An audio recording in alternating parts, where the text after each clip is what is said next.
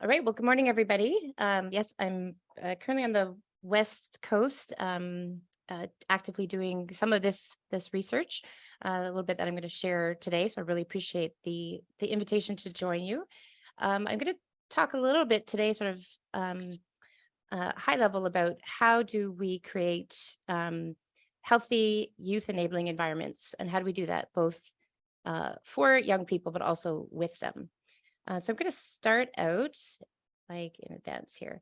I'm going to have you normally do this when we're in person, but I think everyone can still manage. I want you to think back for a moment to a special uh, play environment or special environment you remember from your childhood, something that really sticks out for you.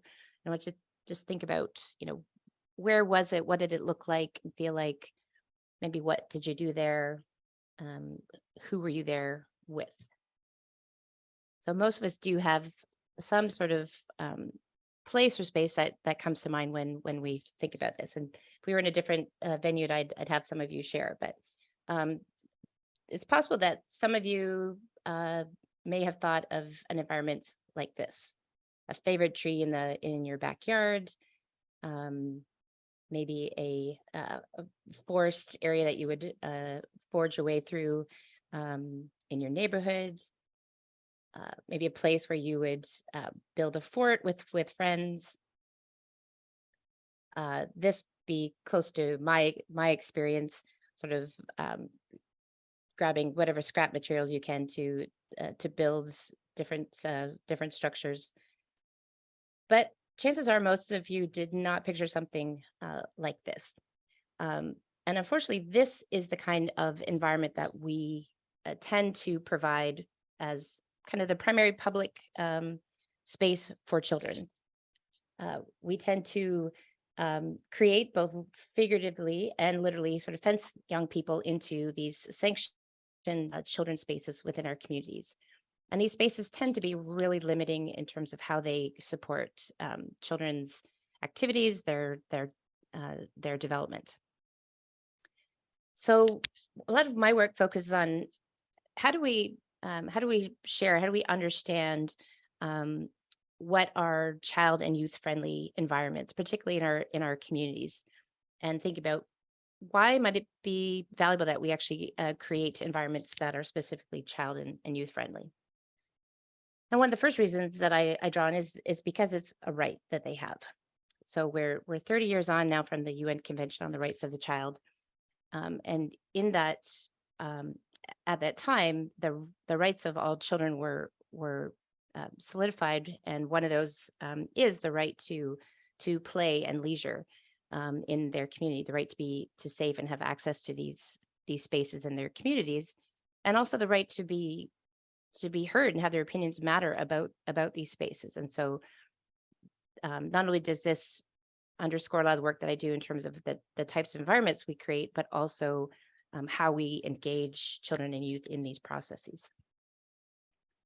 So we tend to think of children and youth as sort of not citizens of today, but really of just, we think of sometimes of them not human beings, but human becomings. We think of preparing them for adulthood, when really we have to recognize that they are active citizens today.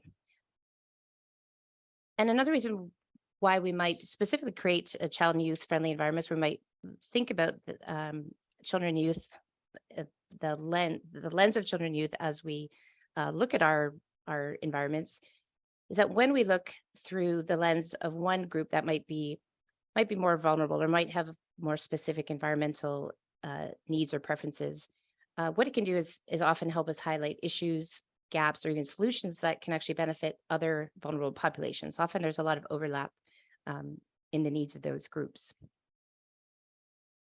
Then I usually get this question, particularly from, say, planners, park planners, say, can we really afford to create community environments that just cater to one subset of the population? And what I usually say to them is that we actually already do. Most of our built environment is really being designed and has been designed for a long time for a small set of the population. And this tend to be adult males with average height and reach and physical, cognitive, sensory abilities. We are really not designing for a huge set of the population. We're already designing for this very specific target group. And when you think about the fact that our designed environments significantly impact our daily activities, our health, our well-being, particularly for groups that are more sensitive to their environments, when we don't have this fit between our environment and our needs, we can really artificially lower a person's ability, a young person, an older person's ability to really function and thrive in those environments. So most of the environments that we're designing already are not inclusive or age or youth friendly. And so we're hoping to change that. So I often show this quote, which to be honest, I don't actually I'm not fully on board for. We talk about children and young people as an indicator species, which I do think is true and is valuable. And Enrique Penalosa is famous for saying this, saying that if we build a successful city for children, we'll have a successful city for all people. And I still think that there are some gaps that may exist there, but when we are looking at our environments from the lens of children and youth, there are a lot of people that can be supported by the environments that we may design specifically for their needs. Another reason why we might look at specifically designing child and youth friendly environments is that we're starting to understand that when we doing this, that there is some alignment with how we are developing of resilient cities, the way we start thinking about climate adaptive communities and environments. When we think of resilient cities, or when most cities that are engaging in work to become more resilient, they're really thinking about how do they become more flexible, more adaptive, so that they aren't static environments. And typically, this is also the way we think about environments for children and youth. And when we can also engage children and youth in this work, they actually become real agents for change, not only now, but in the future, when we're hoping that they are going to continue to be stewards of our environment as we tackle more challenges with climate change moving forward. So if we think about, we'd like to be designing more specifically or make sure that we're meeting the needs of children and youth. When I think about, okay, well, why might they need different environmental opportunities and supports than adults? Why do they need different environments? And one of the reasons is that, we tend to think that we're adults, we remember what it's like to be children, but we actually know that children are looking through their world using a unique lens. They have different motivations, different interests, and different experiences, and those are driving their interactions with their environment and also their needs in those environments.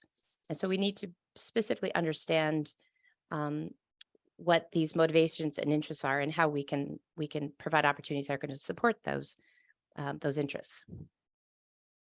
But children and youth are actually a lot more captive to their local environments. Typically, they don't drive. They might also be living in an environment that is really not that pedestrian friendly, and so they're going to be really captive to the opportunities that are available in their just very, very close to home. And so if we have areas in the neighborhood that are just really not very rich, not very diverse, we're not exposing them to the environments that are going to help them develop more broadly. And children also have many fewer opportunities to actually talk about and tell us about their environmental needs and preferences, and particularly to participate in decision making. There are definitely efforts around the world to engage children and youth in more planning and decision making processes. Sometimes these are still sort of in a tokenistic way, and so we need to understand, how do we genuinely engage them and look at them as co decision makers in some of these processes. One of the most compelling reasons we might be thinking specifically about designing child and youth friendly environments is that our young people right now are facing a number of health issues. We have a noticeable, which we'll talk about a little bit, noticeable reduction in the amount of time that they're playing, particularly outdoors. We're seeing reductions in physical activity and also rises in obesity among young people, issues with nutrition and diet. We know certainly, particularly in the last couple of years, it's really come to light that mental health and well-being for young people is a big concern. But even we're starting to see a recurrence of vitamin D deficiency, even some nearsightedness issues, respiratory issues. So they're facing a lot of these health issues, but we also know that each of these issues can be impacted by children's physical environments. They're built in natural environments. And so why not think about ways that their local environments, their daily environments can help to deal with some of these health issues and also support their continued development. But we also need to acknowledge that children are not impacted by these issues equally. So we have certainly low income and ethnic minority children tend to be much more greatly impacted or at risk for these health problems, and much less likely to have safe, high quality environmental supports near to them, such as higher quality parks and play spaces, even the green spaces or street trees that are in their neighborhoods. So about a little bit over 30 years ago, in response to the UN Convention on the Rights of the Child, UNICEF began the Child Friendly Cities Initiative, which we now talk about as child and youth friendly cities or communities. And responding to the issues around the world and saying, how do we create, children have a right to grow up in these environments that are not only safe and secure, but that are supporting their thriving, and where they themselves, their voice is heard and matters. And so they've developed this initiative to help cities, think about not just their environments, but their public policies, their programs, their decision making, and making sure that children, their voices, their needs, and their rights are really integral to all of those areas. Unfortunately, the United States remains the only country which has not ratified the UN Convention on the Rights of the Child. UNICEF is the only U.S. organization that's recognized for upholding this convention, but we're still really lagging in the operation of some of these initiatives. So, for example, the Child Friendly Cities Initiative was launched in 1996. UNICEF USA just launched its first Child Friendly Cities Initiative in 2020. So it's coming, but we're lagging well beyond many other countries. And this is certainly of concern because according to UNICEF, US currently is ranked 36 out of 38 of the high income countries in terms of child well-being. And we have at least 10 million children and youth in the US that are living in low opportunity neighborhoods. So when we can be thinking about these community environments and perhaps investing, think of how and where we can invest, we may actually be able to affect child health development at a population level. So how do we create healthy youth enabling environments? One place I tend to start, we tend to think of this just with younger children, but it's equally applies to youth, is starting with the idea of play. And play is something that children and youth are driven to do. And one of the reasons for this is that it is so fundamental to their health and development. And we know we have a really solid body, decades of work that shows that play is really essential for healthy development and is really helping children particularly, but this still extends into adolescence and beyond, that this play or these recreation activities are really helping children develop across all domains, socially, cognitively, emotionally. But we also know more recently that we're getting some more solid evidence out of neuroscience that play this time to play and recreate that children and youth are really drawn to, maybe in part because it is really helping to build and sculpt the brain. When we look at the brain while children youth are playing, are recreating, is really lighting up all areas of the brain, and it's really helping the brain to develop itself. We're starting to get more data to support that. So if we know that particularly that these play and recreation opportunities are really important for their development, we need to acknowledge that the way that children play, what they play, is very, very much linked to the environment. In this case, I include social environment, but we often tend to forget the physical environment in this piece. So just briefly, I may be talking to the choir here, but I'm going to quickly talk about the benefits. I talk about outdoor free play, and this is just this freely chosen activities that children and youth will undertake while outdoors when they have free time. And we know that this outdoor free play is really helping children physically. We know that they are moving more and sitting less. They tend to play longer when they're in these environments, and this time has really been associated with improved physical, mental, and social health. But this time is also really developing a number of other important skills and competencies. So children learn how to self-regulate. They're developing skills for dealing with stress. They're learning how to socialize outside their family, with their peers, members of their community. And really, it's during this time they, particularly as they're aging, as they're moving into later childhood and adolescence, where they're really developing their sense of identity and their ability to competently manage their interactions with their environment.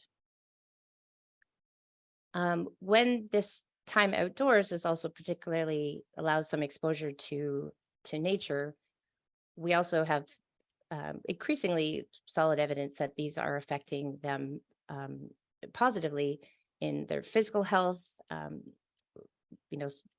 There's a strong link with outdoor, particularly parks and green spaces, increasing physical activity levels among children. We see that children who may have ADD or ADHD experience milder symptoms. Children in general are experiencing lower levels of stress, and even some relationship to positive academic outcomes. And then even referring back to some of those other health issues, there's a connection with spending time in these outdoor, particularly nature-rich environments that can deal with some of these other child health issues. So I mentioned, for example, that vitamin D deficiency has been sort of re-emerging, but 30 minutes outdoors per day can actually help children to achieve optimum levels of vitamin D.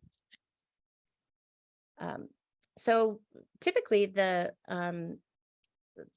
outdoor free play in past generations certainly has typically happened in the neighborhood. So usually around the age of 7, 8, 9. Now it's a little bit older. Children are given the opportunity without an adult to go out to play with friends, with siblings in the neighborhood. So it's typically been this first arena that children learn to negotiate beyond home, and particularly this independent exploration activity has been tied to further development in terms of skills, identity, where they begin to develop relationships with people, but also with place, with an attachment to their community. Unfortunately, what has happened, this will probably resonate with many of you, is that this independent neighborhood range that children enjoy has shrunk significantly over the past couple generations.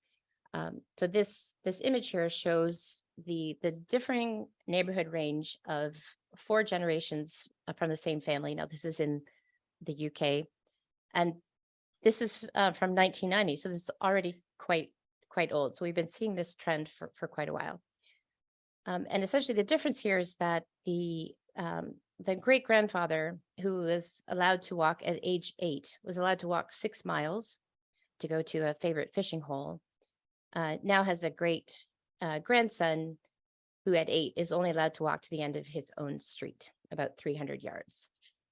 And so we don't have a lot of really solid evidence. I'm trying to contribute to this. But we have as a bit of a proxy when we look at independent travel, for example, to school, this has really significantly declined in most Western countries over the last couple of decades. So when you think about that reduction in range and saying these kids are much more captive to really what's available just in their local environment, and we're not seeing these opportunities for them to gain some of these competencies. So I did a little bit of work a couple of years ago to try to understand what is the free range of some contemporary kids. And so somehow I was able to convince a number of parents to let me put GPS trackers on their children for a couple of weeks. They also wore an accelerometer so we could look at intensity of their activity.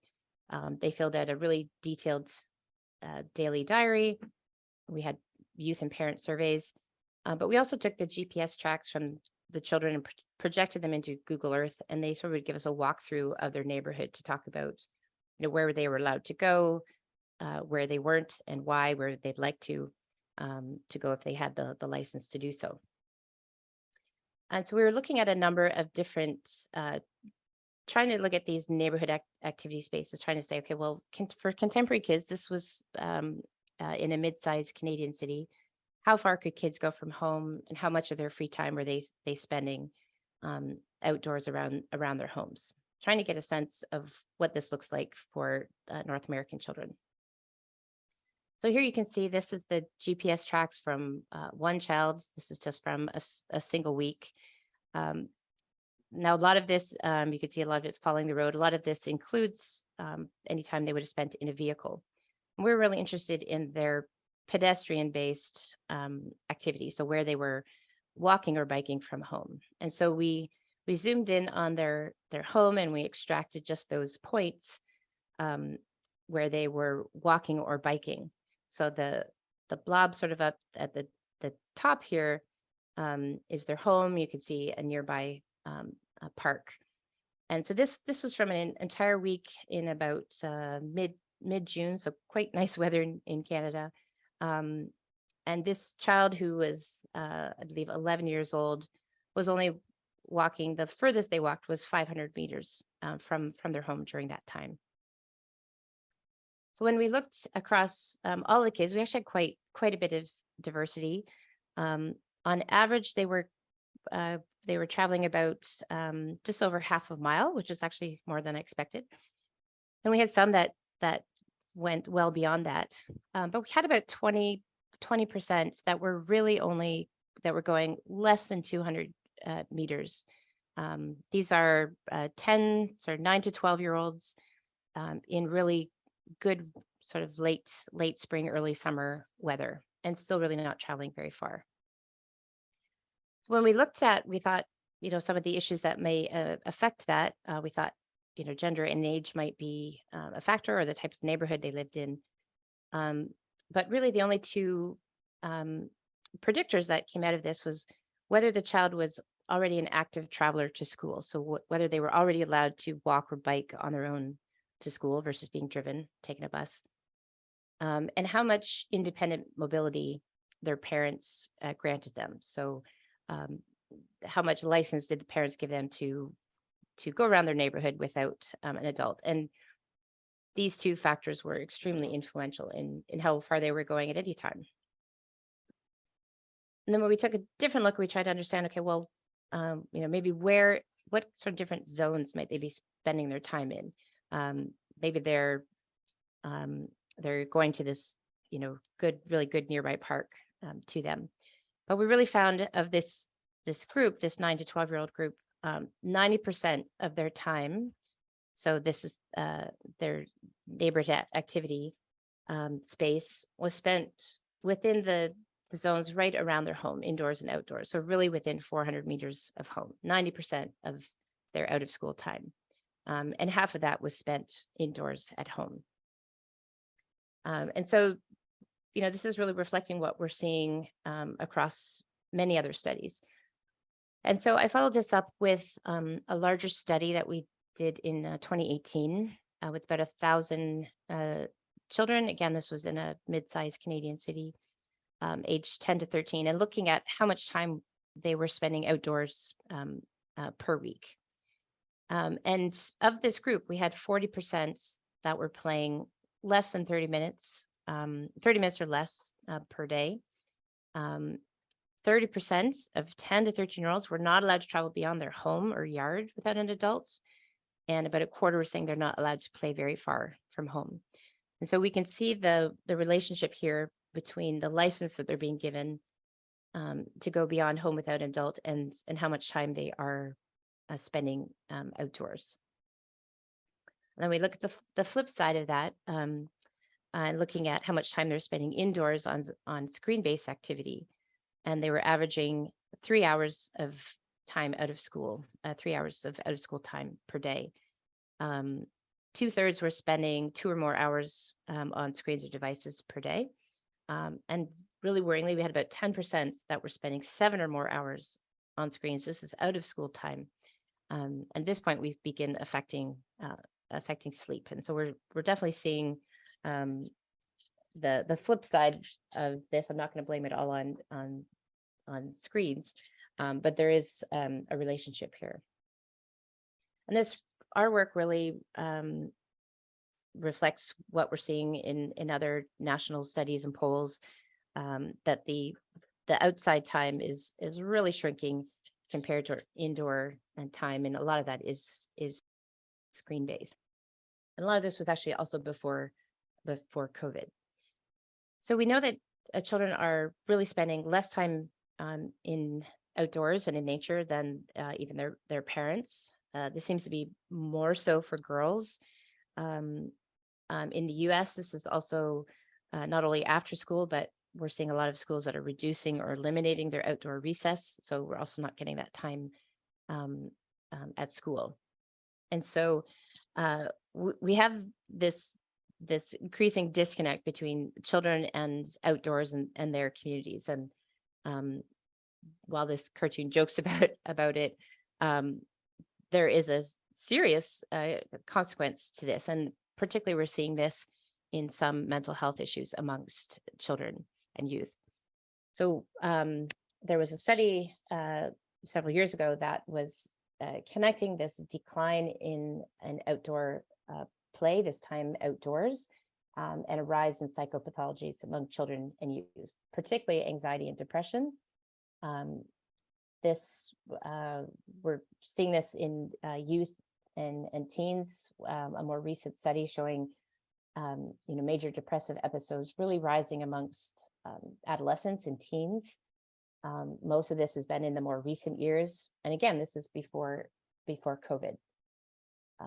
So not to say that it is a cure-all by any means, but if we can do more to provide appealing, safe, secure, high quality outdoor spaces for children that parents feel comfortable letting children enjoy without them being there, we may be able to affect some of these health issues.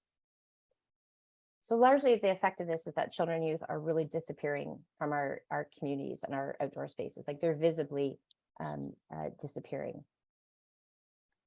And again, normally if we were together, I would open this up and ask you, why do you think this is happening? What do you think are the different factors that are contributing to this, to these rates of declining rates of time outdoors and neighborhood play, and this increasing disconnection from nature?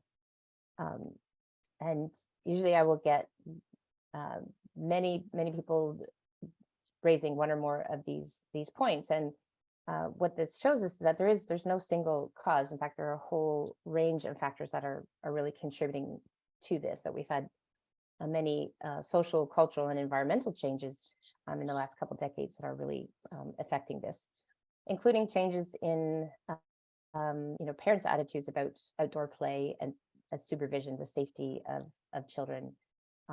We're living in neighborhoods that are less walkable. We have less social cohesion. We're less likely to feel like our neighbors are going to be watching our kids when we can't necessarily see them.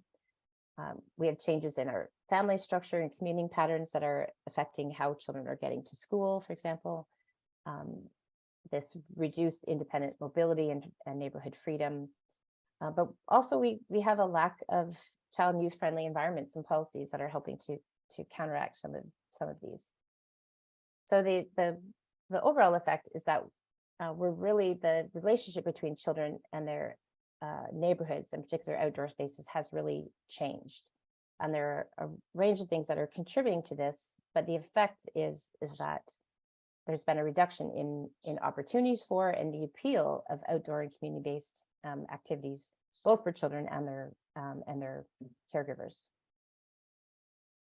And there was a study.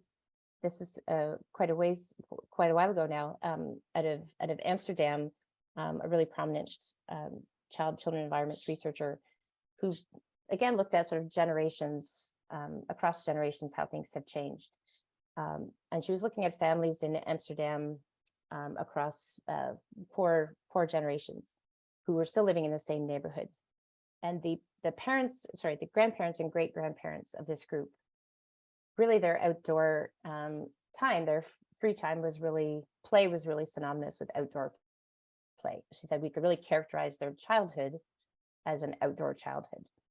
But she said within a generation or two, this has changed so much that the parents and children of these people, the character of their childhood had switched to a primarily indoor childhood, and for some a backseat childhood.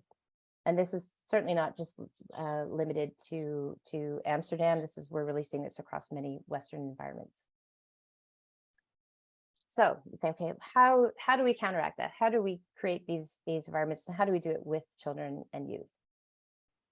So there's sort of, in my mind, there's four main pathways that we can pursue here. So one is to do the research to really better understand what the social and environmental barriers, but also facilitators are to healthy activity and development.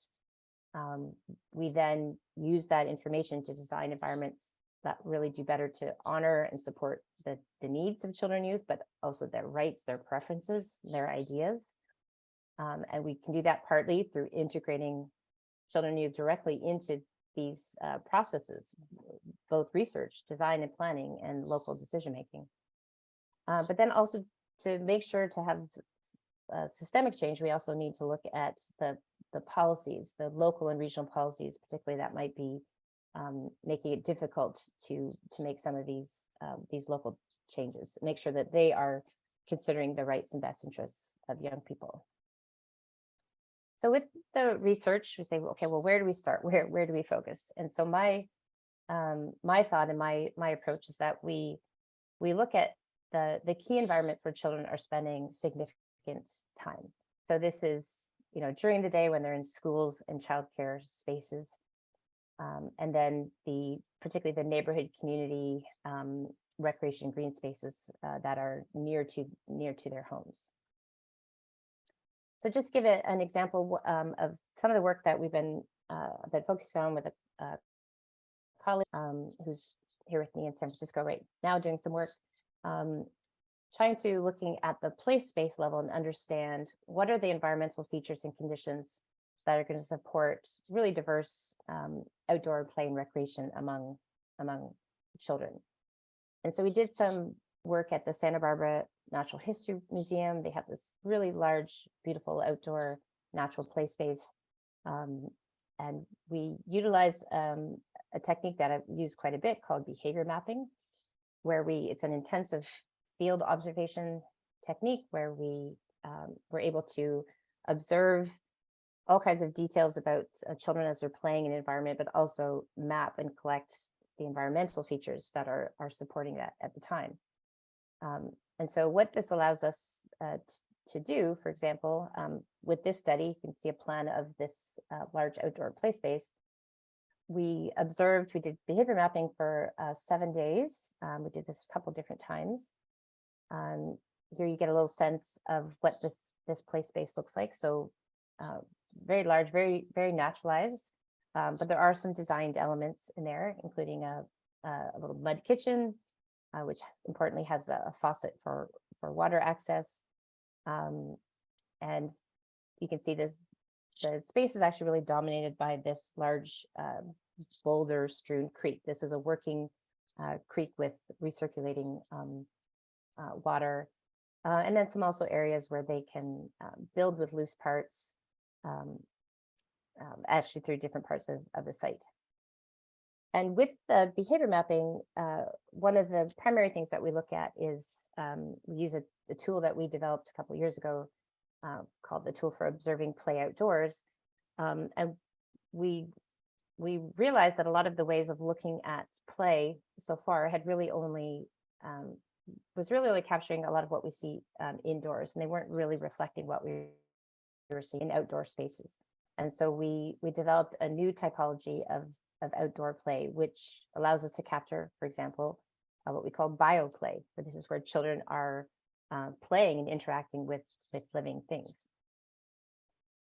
And so you can see, so we are able to sort of map and use this information in we look at it in a geographic information system, and we can look at all the points. All these pink points are places where we observed a play event, and we can then look at that in all kinds of different ways to understand both the social, environmental, the play conditions that are happening, through those events. And you can see in the bottom left-hand corner, we produced a heat map so we can understand, okay, where's the density, where are the most popular places where are children drawn and what activities are happening in those spaces. I'm just going to do a time check here. And so we're able then to kind of deconstruct this and say, okay, well, what are we seeing? What are the main types of activity that we're seeing? And so in this case, the majority of the play involved different types of physical play, but also a significant amount of exploratory play. And then we can look at this in different ways. I won't go into the findings necessarily, but just say that we have the ability then to say, okay, let's just look at those that are engaged in physical play. What are the different types of physical play? Where is that happening? What are the environmental features that are supporting things like climbing and balancing, or fine motor manipulation? Where are these activities happening?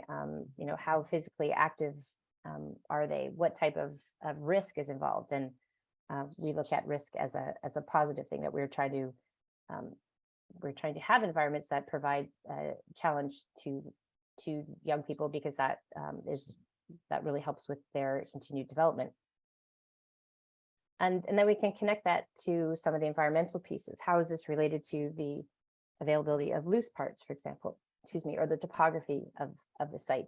And so we're starting to unravel what are the environmental features and conditions that are going to support different types of play. So for example, then we can flip it around and say, okay, let's just look at the exploratory play. What's being supported here and where? And again, just looking at the relationship with physical activity, with risk, and the environmental elements. And as I mentioned too, that one of the new innovations is this bioplay. And so we can also understand where are children interacting with plants and wildlife, or caring for the environment. This has been we're really gaining some new insights from this looking at this kind of play. So then we can look at it, for example, this play space, and say, okay, what kind of, is it supporting diverse types of play? Not just the physical play, which is usually what we design for, but this whole range of play, including bioplay and restorative play. Is it providing support for physical activity, for positive risk?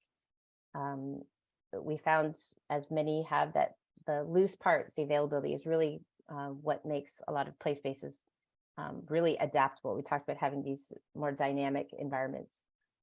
The loose parts that are available really help to constantly change that environment. And so this project was recently published, and then we're following up with this work right now to dig a little bit deeper into some of these associations. And then to zoom back out to that neighborhood level, and understanding what are we seeing? What are the factors, social environmental factors, that are affecting children's use of their neighborhoods at that neighborhood level? So, what are some of the prominent preferred settings? What are the factors that are influencing their time in our community spaces? So again, we use this kind of suite of tools, including GPS, the diaries, the interviews that we did with youth. These were the 9 to 13-year-olds. And so we looked at, okay, where are the destinations in the neighborhood where they're allowed to go independently without an adult? And the biggest one of those was nearby friends' houses. But 20% were allowed to go to parks and playgrounds, or play in the local streets and cul-de-sacs near them, go to a variety store. But a lot of them were spending time in their backyards, front or backyards. But when we looked at how often kids were going to these destinations, only those that are in orange here were ones that they were habitually going to. So less than 10% of the places they were going, they were actually going regularly. So time and these independent destinations, going to these spaces, was really much more infrequent activity. And then when we sort of pulled all these factors together and looked at where children are going and why or why not, we basically came up with these two profiles. And we go back to this idea of the outdoor childhood versus the indoor and backseat childhood. And we didn't find there were any children whose time out of school could be characterized strictly as an outdoor childhood. But there were some that had a pretty high outdoor component. And when we dove a little bit deeper, we could see that there were some common patterns there. And so, for example, if you can see my cursor, the sort of blue-gray blob at the top represents the independent neighborhood range of a child who's located this home area here in the center. And this was a common profile, where those that were spending a lot of time outdoors, there were a lot of different places that they perceived in their neighborhood that they could go and that they were interested in going to. They had the license from parents to be able to go to these places independently, but also, really importantly, they had very unstructured schedules. So they weren't involved in a ton of after school activities. They didn't spend a lot of time in vehicles, and they also didn't spend a lot of time on screens. So they had quite a bit of free time. They had the license to go in their neighborhood, and they also saw diverse opportunities that were of interest to them. But we had a number of them that fell into this other profile. And so we see in the bottom corner, we have this very small orange activity space. These are children whose we could characterize them as largely indoor or indoor backseat. That's out of school time. So the first of these groups, they actually fell into two different profiles. So one of them, they were really not spending a lot of time in their outdoor spaces because they had really, really structured schedules. They really didn't have a lot of free time. They were involved in a lot of structured activities, spending time in vehicles. They weren't a lot on screens, but they were really scheduled in that after school time. So they might have had the independent mobility, but they really didn't have the free time to go along with it. The other group in this area were those that had the time, sort of had the license, but were spending extremely high amounts of time on screens. But the interesting part is that all of these that fell in this or primarily all these that fell in this this sort of indoor area, we also realized that they lived in what we were calling these sort of residential islands. And so there really were very few destinations nearby. It was primarily just houses. There weren't a lot of parks or even like the little variety convenience stores that were nearby. There weren't nearby places that were appealing to them that they wanted to go, were allowed to go. So there was a combination of here that the local environment was really not appealing to them and drawing them outdoors. And so our understanding here, and this has really been reinforced by other studies, is that these various factors are combining to affect how much time children and youth are spending in their neighborhoods, in their communities, how much independent mobility they're granted by their parents, how much time that they have, how much of their time is unstructured. Do they perceive affordances? Do they see environmental support for the things that they're interested in, or these nearby places that they're interested in going to? And we continue to dig into this understanding of what is affecting children's use or not use of their neighborhood, and then what can we do to address some of these issues. And just a more recent study drawing on, again, a large survey where we had about 800 child and parent dyads. So we had information from children and their parents. And we again looked at, what are some of the factors influencing? We have this sense that there are all different pieces of the puzzle here. And our results found that was quite true, that there were issues of time. Kids that felt they're too busy on screens were not spending a lot of time outdoors. That independent mobility license, again, those who aren't allowed to really go far beyond their home with an adult were spending less time outdoors. But these social environmental supports were also important. Having actually other neighborhood kids to play with was a huge factor in whether kids were spending time outdoors. So I always say kids beget more kids, and this bore out in this study.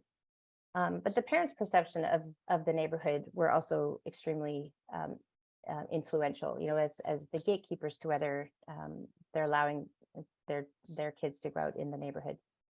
But also particularly not parents, but children's attitude about outdoor play. We have more kids who are saying, I don't really like to play outdoors, or there's better things to do inside, or I'm scared of some of the things I may encounter when I'm playing outdoors. And so all this is really reinforcing that there's so many different areas that are impacting their time outdoors, but also giving us some ideas about where we can target to not only change environments, but change perceptions around those environments about spending time outdoors. Okay. So the other area that we can affect change, hopefully, is both in design and planning and policy making. So as I said, we tend to sort of literally and figuratively, but also literally sort of fence children into these, these are the only sort of sanctioned places where, children or young people are legitimately allowed to be in their communities. But even when we do allow them to go there, we really restrict their childish or independent behavior. It's not at all hard to find policies, signage that is really putting restrictions on children's play in these spaces or in our communities. Teens particularly are especially controlled and marginalized in these spaces. We tend to think of just a group of teens hanging out together. Most often most people perceive that actually as a threat. And we provide very little, outside of skate parks, we provide very little sort of sanctioned places for teens and youth. And then we design them out. We do what we can to create these sort of hostile environments that prevent them from hanging out and loitering. To me, the most egregious one is this mosquito alarm, which is seen much more in, it's been pretty prominent in the UK, not so much in US and Canada. But these alarms, it's a device that emits a sound at a very high frequency that's very annoying, but it's heard mostly by younger people. And so they're installing these around places like fast food restaurants and other places to discourage kids from loitering in the streets and public spaces. So we're really creating these hostile environments for children and youth. But what we really need to think about is moving beyond this idea of playgrounds and skate parks and thinking about if we're trying to really support the health, the development of young people, we need to think beyond these specific spaces and think about how do we develop or use all of our outdoor spaces in our community, in our public environments that are supporting the needs and the rights of children and youth, and thinking about this as a large system rather than just these individual spaces. And so fortunately, we have a number of design and planning resources. It's just a snapshot of a few that are really helping cities and communities to understand how they can design better for and with children and youth. And I'll just pull out a few examples here of things that some cities have been attempting to do so. So we have in Barcelona, and this was also part of, I believe, part of their resilient city strategy. They actually have this very gridded infrastructure that really allows for this. But they have been experimenting with reducing or limiting or eliminating traffic within the inner roads of these super blocks and allowing only traffic to be on the outside, so that they could really prioritize pedestrian activity and movement within these spaces, interior spaces. And you can see that these are not just affecting children and youth; these are drawing out as a whole, and giving youth that opportunity to be exposed to many members in their community. This is work I like to sometimes actually done in San Francisco in the 60s that was really showing the impact of traffic, how it affects how we interact with our neighbors where we gather, and the impact when we have very heavy traffic. It significantly affects how we're interacting with others in our near neighborhood.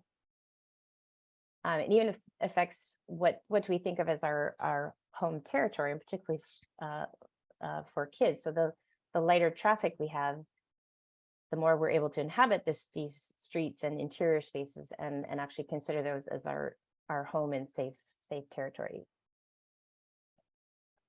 Another initiative, we see it a lot in the UK particularly, but it's really expanding to other countries, is the idea of developing play streets, where we are either temporarily or permanently closing some streets to through traffic and providing these play and community spaces. In London, they've been so successful so far with neighborhoods developing these play streets, is they're actually developing play quarters. They're actually able to connect play streets, so they have a network of play streets that kids can navigate, and really extend that range that parents are feeling comfortable allowing their kids to go further than their immediate street. And then we have more examples of just designing playful encounters or playable spaces in our everyday community environments. And we see adults really engage with these spaces as well. We tend to think as play is just for young people, but we do see when these opportunities are provided in our communities that adults really engage as well. One of my favorites, I don't know if you can see it in this bottom corner. This is a bus shelter in Australia, and there's actually not only is there a little library, there's a swing that's set up permanently in this space. So it doesn't take a lot for us to think about how do we make our spaces more playable, provide more playful encounters in our everyday environments. So these are some of the sort of takeaways when I'm talking to designers and planners particularly. And they say, really resist that we've done and designed things and planned things in a particular way, these standard practices. The status quo is really often really limiting and unimaginative, and even detrimental to child and youth health. So kind of blow those up and start thinking a little bit differently. Think about activating the whole infrastructure of a city and community to support young people's freedoms and activities. Think about these networks of connected child-friendly spaces and pathways. Support these everyday engagements and mobilities of children and youth, thinking about how do we help them move safely, through their communities, and have these different social encounters as they do. Thinking about playful communities both at the micro and macro level, right from these individual designs to our community level policies, and be really paying attention to these everyday spaces and micro communities. Kids and young people really tend to be captive to what's very close to them. So really thinking at the very kind of micro neighborhood level to support their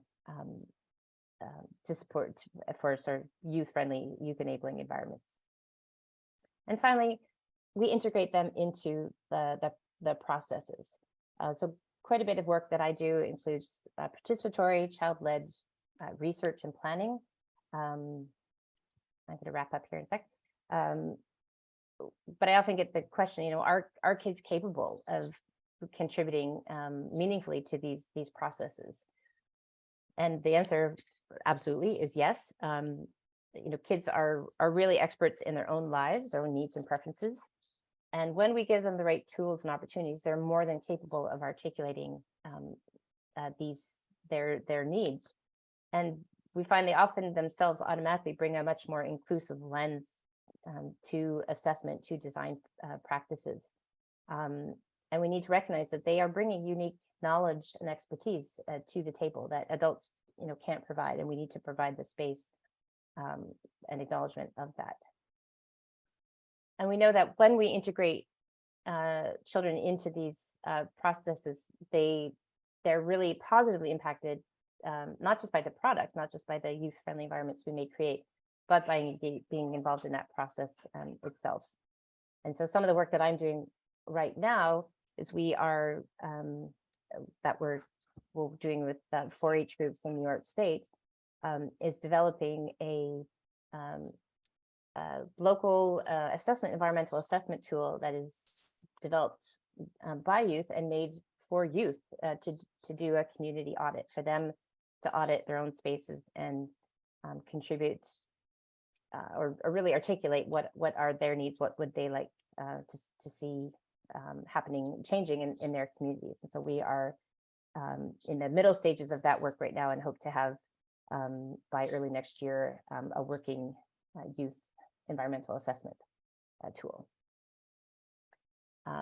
And just to consider that we can integrate youth at many different parts of these processes as early as we can in these processes, but always kind of looking for how can we engage youth in any of the work that's happening around our environmental design and planning. I'm just going to skip this and say this little plug, but there are a number of processes and case studies of different examples of this, how we've integrated youth into these design and planning processes in this book that came out a couple of years ago. In it, there includes, if you go to the Rutledge webpage, there is actually you can download for each of the chapters. There's a free takeaway summary that gives you some talking points if you're interested in trying to integrate some of these, use some of these processes with youth in your community. So I think with that, I'm going to, I had a few I was going to show, but I'm going to leave it at that. This QR code will lead you to some of my recent papers if that's of interest. And I'm not only happy to take a couple of questions, but happy to have you reach out with anything further after this presentation. with that, I will stop sharing.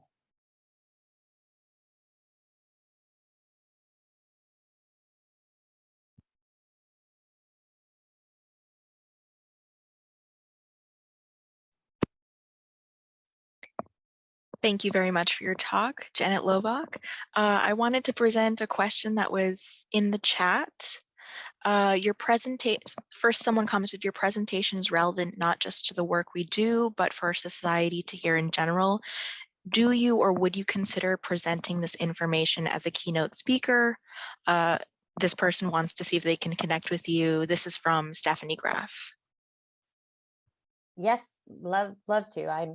I try to bang this drum wherever I can. So I'm very happy for any opportunity to share and make this case for youth enabling environments and processes. So please feel free to reach out directly to me. We can chat.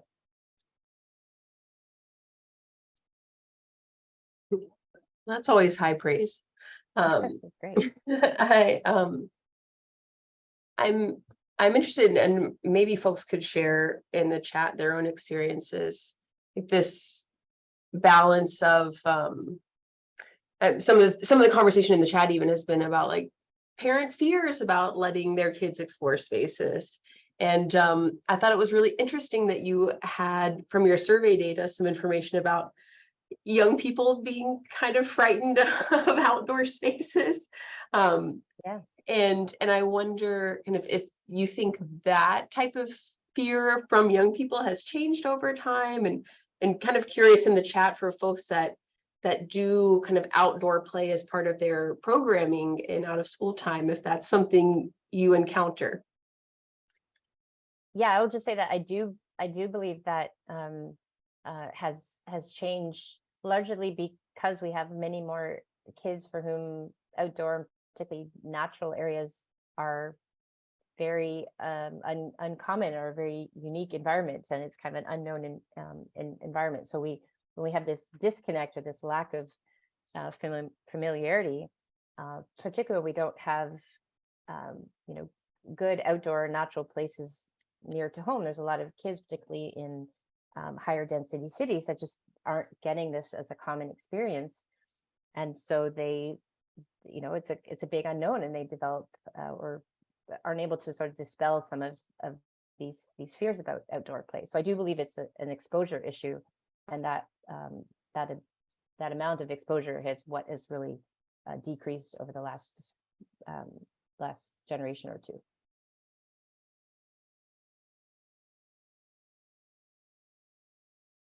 I'm curious, just knowing the audience, if Janet, if you have thoughts about how out of school programming, after school programming might help with that. Obviously, maybe you can't impact parents as much through those sorts of programs, but kind of what you've seen or what you think about encounters with the outdoors that young people could have in these sorts of programs that aren't just at home in your neighborhood. Yeah, and I do think, fortunately, I mean, somewhat I talk about maybe paints a negative picture, but we are seeing there has been a real acknowledgement of this disconnect from outdoors nature, and we're seeing a lot of initiatives, a lot of particularly grassroots movements that are trying to reconnect kids to their communities, to these outdoor natural spaces, and quite a bit of that is happening through after school programming. We're seeing more of these sort of forest, you could see things like forest preschools, things that we're really providing kids these early exposures, but a lot of after school programs that are bringing kids to these more natural spaces and environments, and just trying to give them the time and within environments that feels safe to kind of explore those spaces. And I think we do see when parents see the really positive experiences that kids are having in these spaces, there does seem to be more understanding, more interest in that we're trying to increase outdoor time and really kind of invest in or keep some of these resources in our near neighborhoods. So I do think there's a lot of positive work going on, and there's some really interesting after school and summer programming that is really tackling this issue. Thanks, Jen. Are there any other questions that folks want to share in the chat or want to raise a hand for? And just to say, so I can just say a note that talks about quarantines and COVID. I mean, there's a two-sided coin to me for COVID, the impact of it. Part of it is we see, since I think with some kids, increasingly they're spending even more time indoors because of some pandemic routines and practices. But then I think we also have the flip side when the outdoors, when some of the parks and open spaces, community spaces were the only places you could go. We actually saw a lot of families who were spending more time outdoors, and sort of developed some new routines about being outdoors as a family. And so I think we're seeing both those, but I think there's actually been some silver lining in that. I think there's been an understanding or more interest in utilizing these neighborhood and community resources, either for kids or as families. So I'm hoping that continues as a practice.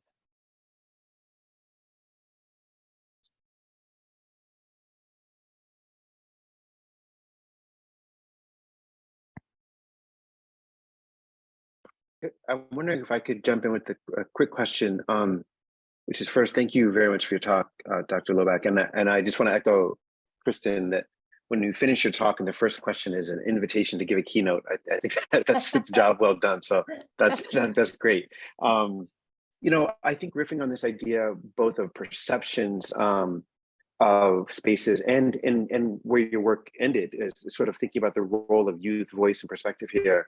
I was struck on one of your slides, a couple of your slides actually, but this notion of perceived affordances. And I guess depending on how you set up your modeling, I just wonder which of the two you think is doing sort of heavier lifting in this. Is it young people's perception that spaces afford opportunities for play or for interesting activity, or is it the proximity to nearby spaces that are designed for them? Or is it an interaction? I'm sure there's a little bit of both, but I was really struck with this idea of an affordance. It could be created almost anywhere if I perceive the capacity to engage. But is that what's going on? Is it worth investing in young people's sort of perceptions of their capacity to have an enjoyable, interesting time in a particular space? Or is it really worth investing in creating these centers and kind of making sure that they spend time in them? Yeah, I do think it's sort of a chicken and egg situation, because I've seen sort of both work. But what has been helpful is really increasing kids' opportunities to be exposed to some of these spaces. I do see that when some of these spaces are activated, even on a temporary capacity, where there's some community event or there's some weekend play program, or there is something that happens in that space where kids have a positive experience, they get a little bit of familiarity with that space. If it is near to home, that might become a more frequented space, and they develop this. We see an attachment to that place and that community, and parents become more comfortable with their children going to that space because they've spent time there together. So I really do think that we really, as communities, we really need to be looking at what are these spaces that are nearby to where youth are living, making sure that they are as high quality and diverse as possible, but then doing what we can to even temporarily activate them to sort of draw people into these spaces, so that kids have this perception, oh, this opportunity is near to me, and that was fun. And now I've talked to my parents, and they're allowing me and my friend down the street to actually go there together. So I think we can tackle it from both sides as much as we can. I don't think it's sort of one and then the other. Thank you.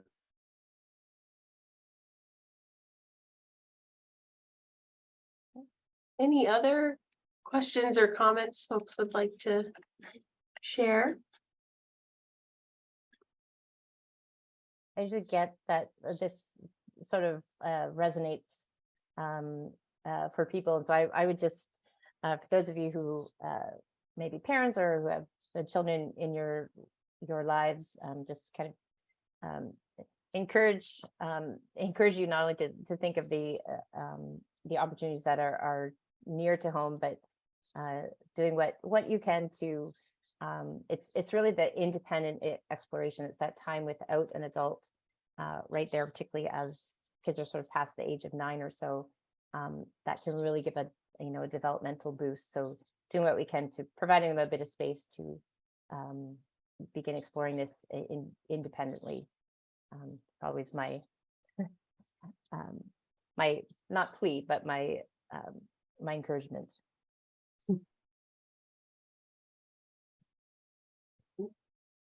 No, this talk is making me think about I have a child who's only 3, but I have a tight rein on him right now, and how to slowly let him explore more.